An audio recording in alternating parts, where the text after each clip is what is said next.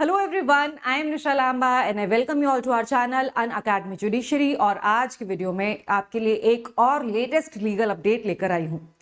आज की वीडियो में हम बात करेंगे एक स्ट्रेंज केस की, जहां पर पत्नी ने पति से तलाक ले लिया क्योंकि पति पत्नी को मजबूर करता था एक धार्मिक जीवन जीने के लिए।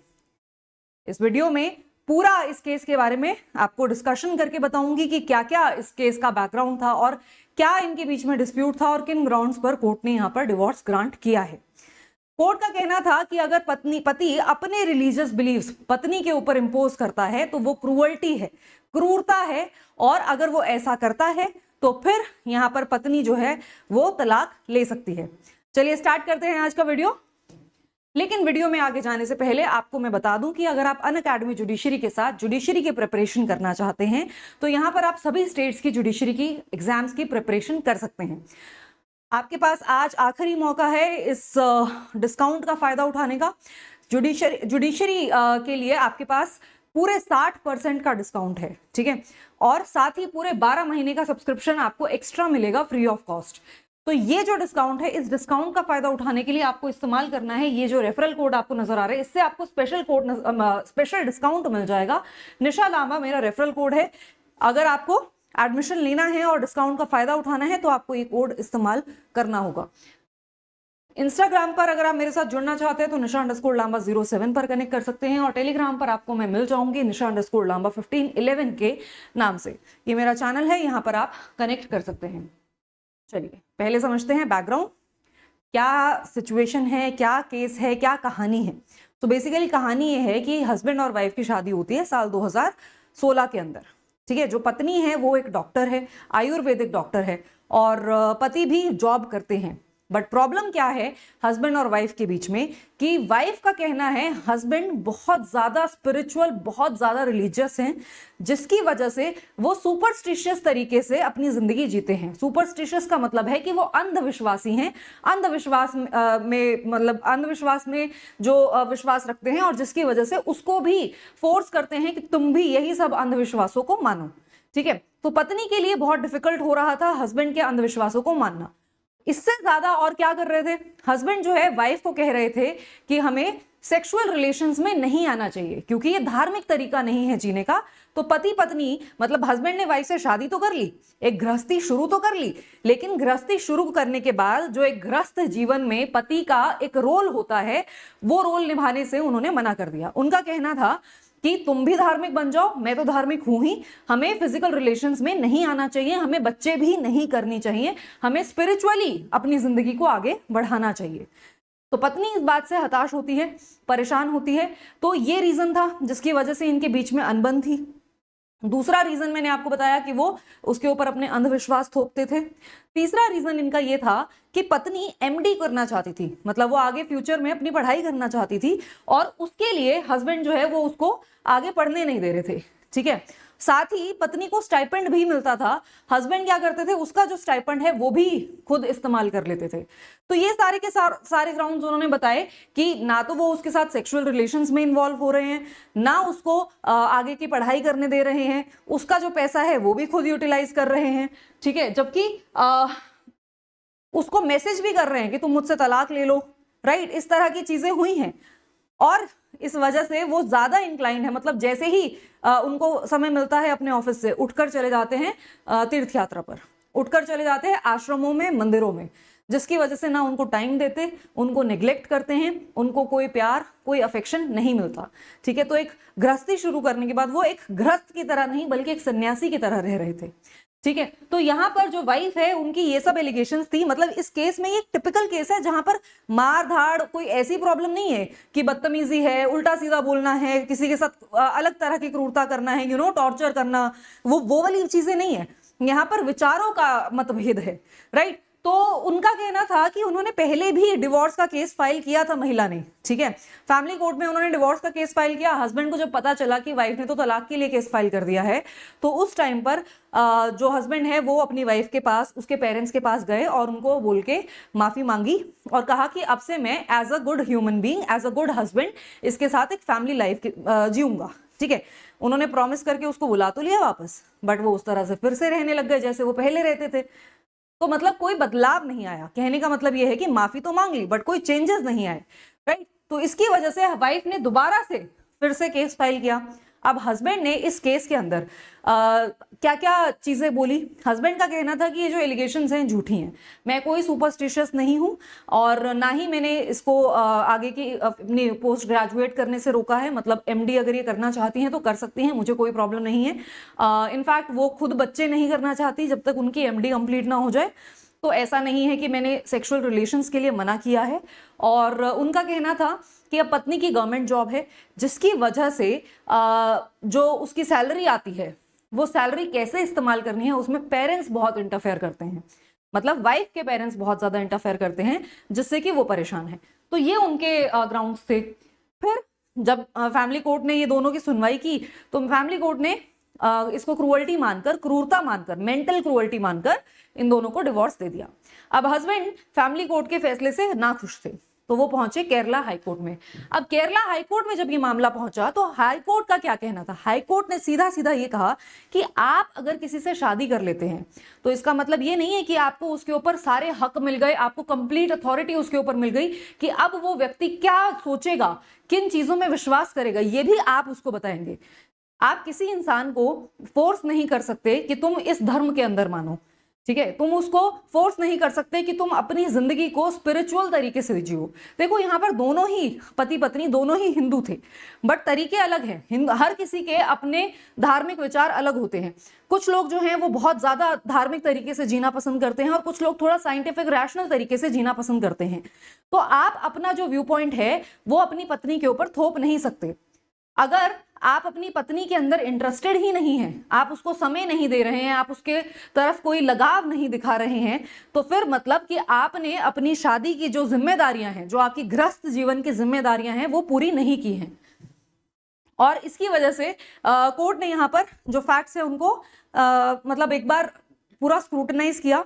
स्क्रूटनाइज करके यहाँ पर फैसला सुनाया कि वाइफ अगर यहाँ पर फील कर रही है नेग्लेक्टेड, मतलब उसको ऐसा फील हो रहा है कि उसका पति उसकी तरफ ध्यान नहीं दे रहा है, उसमें इंटरेस्टेड नहीं है, उसके पति का सारा ध्यान धार्मिक स्थलों में ही है, तो यहाँ पर पत्नी के साथ क्रूअल्टी हो रही है। क्योंकि जब वो शादी कर रही है तो शादी करते टाइम वो एक्सपेक्ट करती है अपने हस्बैंड से कि उसका जो हस्बैंड है वो उसके साथ एज अ हस्बैंड रहेगा, उसका एक जीवन साथी बनेगा और अपनी जो उसकी जिम्मेदारियां हैं गृहस्थ जीवन की वो पूरी करेगा।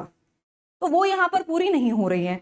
दूसरी चीज यहाँ पर ये है कि ये इसको क्रूअल्टी क्यों मान रहे हैं कि इस कोर्ट ने कहा कि देखो ये अपने आप में एक विचित्र केस है। यहाँ पर फिजिकल क्रूअल्टी नहीं हो रही है कि बाकी केसेस में, ज्यादातर केसेस में फिजिकल क्रूअल्टी है कि मार धाड़ हो रही है, मार पिटाई की जा रही है, या फिर मेंटल क्रूअल्टी भी अलग तरह से हो रही है कि वहां पर टॉर्चर किया जा रहा है। So this is a case in its own. यहाँ पर जो वाइफ है वो नेग्लेक्ट फील कर रही है। वाइफ को फील हो रहा है कि जो उसका पति है उसके साथ उसको कोई मतलब ही नहीं है, ठीक है। तो ऐसे में जो वाइफ की बातें हैं उनको हम इग्नोर नहीं कर सकते, ठीक है। कोर्ट का कहना था कि खास तौर पर जब पति से सवाल जवाब किया गया, क्रॉस एग्जामिनेशन हुआ, तो ये बात पत्नी का जो यहाँ पर ग्राउंड है, जिस बेसिस पर पत्नी डिवोर्स लेना चाहती है, और पुख्ता हो जाता है और स्ट्रांग हो जाता है। क्योंकि जब उससे सवाल जवाब पूछे गए तो उसने बताया कि जब वो छुट्टी लेते हैं, जब उनके पास समय होता है तो वो आश्रम चले जाते हैं, वो धार्मिक स्थल पे चले जाते हैं, वो ज्यादातर समय अपना वहीं बिताते हैं। तो और ज्यादा पुख्ता हो जाती है ये चीज कि हाँ पत्नी नेग्लेक्ट तो हो रही है, पति का पत्नी की तरफ ध्यान नहीं है, जो पारिवारिक जीवन होता है उसकी तरफ पति का ध्यान नहीं है। वो छुट्टी लेते हैं और छुट्टी लेकर चले जाते हैं अपनी धार्मिक यात्रा पर, ठीक है। तो कोर्ट ने कहा इस केस के अंदर कि कोर्ट्स को ना बहुत फ्लेक्सिबल अप्रोच रखना पड़ेगा। ऐसा नहीं है जैसे पहले होता था कि जिसकी गलती है उसको वो डिवोर्स, मतलब अगर गलती है तो डिवोर्स होगा, नहीं है तो नहीं होगा। बट अगर हम वो अप्रोच लेंगे तो वहां पर तो फिर हमें देखना पड़ेगा कि क्या चीज गलत है, मतलब कुछ बहुत गलत होगा तो ही तलाक होगा। अब ये जो सिचुएशन है जहां पर दो अलग अलग लोग अलग अलग तरह से जिंदगी जीना चाहते हैं, ऐसे लोगों को बांध के रखने का कोई फायदा नहीं है, ठीक है। तो इस वजह से कोर्ट ने कहा कि जहां पर बार बार, देखो एक आधी बार होता है, बीच बीच में होता है, it's okay, but persistent neglect, मतलब कंटिन्यूअसली आप अपनी वाइफ को नेग्लेक्ट कर रहे हो, उसकी तरफ आपकी कॉन्जुगल ड्यूटीज हैं, ऑब्वियसली एक मैरिज है तो वाइफ एक्सपेक्ट करेगी कि सेक्सुअल रिलेशंस भी हों, बच्चे भी हों, आपकी कॉन्जुगल ड्यूटीज भी हैं, तो आप अपनी वो ड्यूटीज को भी पूरा नहीं कर रहे हैं, ठीक है। लव एंड अफेक्शन वहां पर नहीं है, आपका एक जो कनेक्शन होना चाहिए हस्बैंड वाइफ का वो नहीं है, तो ये एक मेंटल ट्रॉमा है वाइफ के लिए। और वाइफ से एक्सपेक्ट नहीं किया जा सकता कि वो ऐसी जगह पर रहे जहां पर उसको रिकॉग्नाइज नहीं किया जा रहा है, ठीक है। मेंटल ट्रॉमा में वो रह रही है, तो ये भी मेंटल ट्रॉमा है। कोर्ट ने कहा, यहाँ पर कोर्ट ने रूपा सोनी वर्सेस कमल नारायण सोनी का 2023 का सुप्रीम कोर्ट का जजमेंट भी यहाँ पर डिस्कस किया था। कोर्ट ने कहा था, ये बात आपको सुनने में लगता है कि आपको लगे कि अटपटी इतनी सी बात है, बट जो बात आपके लिए बहुत छोटी है, हो सकता है किसी दूसरे व्यक्ति के लिए वो बात बहुत बड़ी हो। तो क्रूअल्टी जो आपके लिए क्रूअल्टी ना हो लेकिन किसी दूसरे व्यक्ति के लिए क्रूअल्टी हो, तो हमें हर केस को उसी की नजर से देखना है। ऐसा नहीं है कि हम हर केस में एक ही फॉर्मूला लगा देंगे, ये क्रूअल्टी है और ये नहीं है, ऐसा नहीं हो सकता है। तो हर केस अपने आप में उसके जो फैक्ट्स और सर्कमस्टांसेस है उनको ध्यान में रखते हुए हमें देखना है कि क्रूअल्टी है या नहीं है। तो what may be cruelty for one person may not be cruelty for another person. तो हो सकता है ये आपके साथ अगर हो तो आपको ये क्रूअल्टी ना लगे, लेकिन अगर किसी दूसरे व्यक्ति के साथ हो तो वो उसके लिए क्रूअल्टी हो, क्योंकि अलग अलग लोग हैं, अलग अलग जिंदगी से इच्छाएं रखते हैं, अलग अलग बैकग्राउंड से आते हैं, ठीक है। तो ये भी है। और दूसरा ये भी है कि एक महिला के लिए जो चीज क्रूअल्टी होती है, हो सकता है वो पुरुष के लिए क्रूअल्टी ना हो, पुरुष के लिए जो चीज क्रूअल्टी होती है हो सकता है वो महिला के लिए क्रूअल्टी ना हो। तो हर चीज को आप एक ही पहलू में रखकर नहीं नाप सकते हैं, आपको इस हर चीज के दोनों पहलू, मतलब हर तरह से आपको देखना होगा सिचुएशन को, उसको उसके फैक्ट्स और सर्कमस्टांसेस के अकॉर्डिंग देखना होगा। सिचुएशन जो है वो सब्जेक्टिव होती है, राइट। और यहाँ पर केरला हाईकोर्ट ने अपने ही कोर्ट का, यानी केरला हाईकोर्ट का भी एक जजमेंट डिस्कस किया, Anil Kumar VK versus Sunila P. इसके अंदर भी यही कहा था कि एक शादी में कोई चीज बहुत छोटी हो सकती है, ठीक है, लेकिन दूसरी शादी में अगर वही सेम चीज हो रही हो तो वो बहुत बड़ी होती है। तो कोर्ट को अपनी approach case to case basis पर डिसाइड करनी होगी। हर केस अपने आप में यूनिक होता है और हर केस में जो अप्रोच है वो भी यूनिक होगी, ठीक है। तो इस पर्टिकुलर केस में जो वाइफ है वो एक डॉक्टर है, वो थोड़ा रैशनल और लॉजिकल तरीके से अपनी जिंदगी को व्यतीत करना चाहती है, जिंदगी अपने रैशनल तरीके से आगे बढ़ाना चाहती है।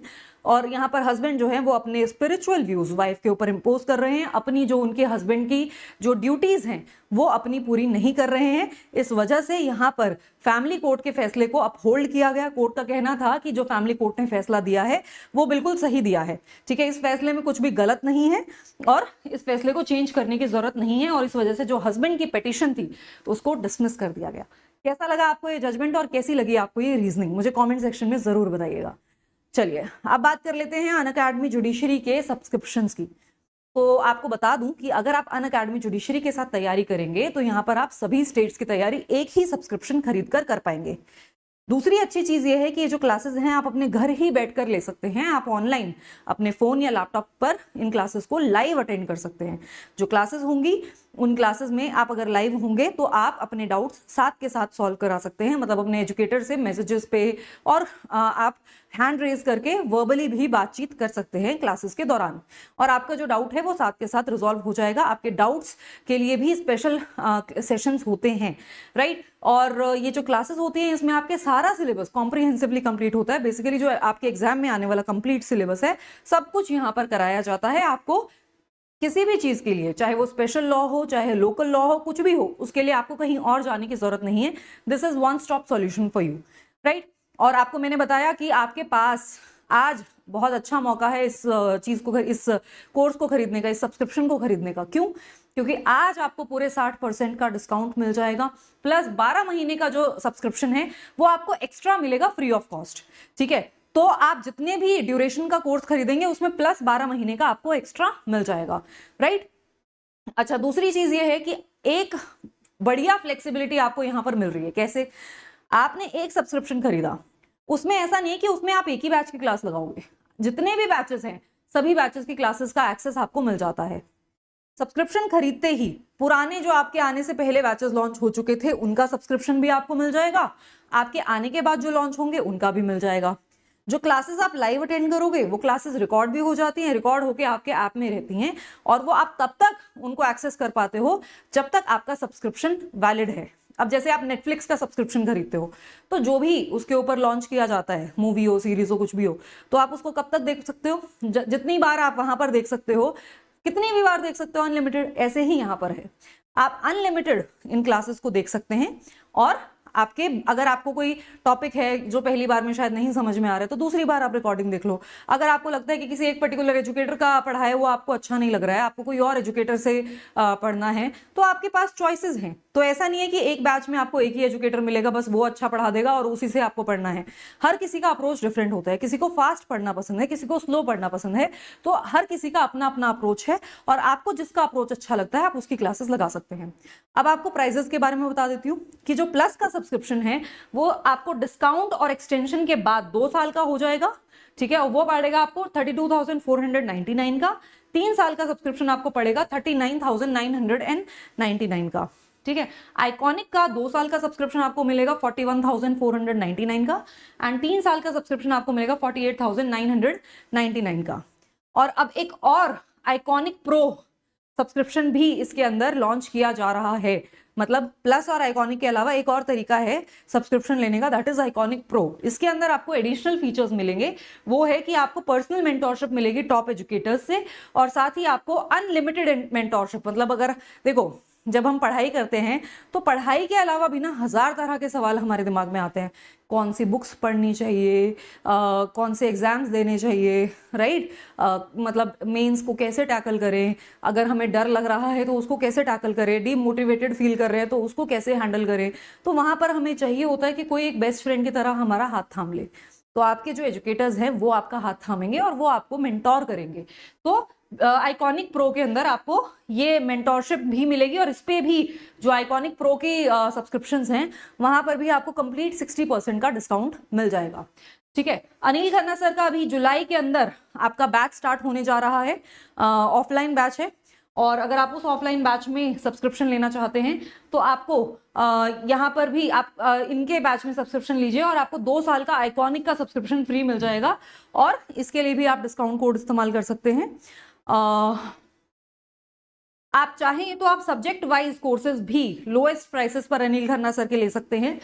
सीपीसी अगर उनकी लेना चाहते हैं आप तो 13,499 का, बीएनएस आपको मिल जाएगा 13,499 का, बीएनएसएस मिलेगा आपको 13,499 का एंड बीएसए भी आपको 13,499 का। मतलब अगर आप सिर्फ पर्टिकुलर सब्जेक्ट पढ़ना चाहते हैं और आप पूरे सारे सब्जेक्ट्स नहीं करना चाहते, सिर्फ एक कोई पर्टिकुलर 2-4 सब्जेक्ट ही आप करना चाहते हैं तो इनको भी आप खरीद सकते हैं, राइट। अध्ययन बैच लॉन्च होने जा रहा है, इनफैक्ट हो चुका है लॉन्च, इसकी क्लासेस स्टार्ट हो चुकी हैं। इस बैच में मैं आपको पार्टनरशिप एक्ट के साथ शुरुआत करूंगी इस बैच के अंदर। तो आप इस बैच की क्लासेस लगाना चाहते हैं तो भी आप सब्सक्रिप्शन खरीद सकते हैं। अब ये सब्सक्रिप्शंस जो भी हैं, कोई भी सब्सक्रिप्शन आप खरीदेंगे उसमें अगर आपको डिस्काउंट चाहिए तो डिस्काउंट के लिए आपको याद रखना है ये code Nisha Lamba. In case आपको कोई प्रॉब्लम होती है तो आप मुझे कॉन्टैक्ट कर सकते हैं मेरे टेलीग्राम पर, मेरे इंस्टाग्राम पर। मिलते हैं आपसे अगले वीडियो में, तब तक के लिए गुड बाय।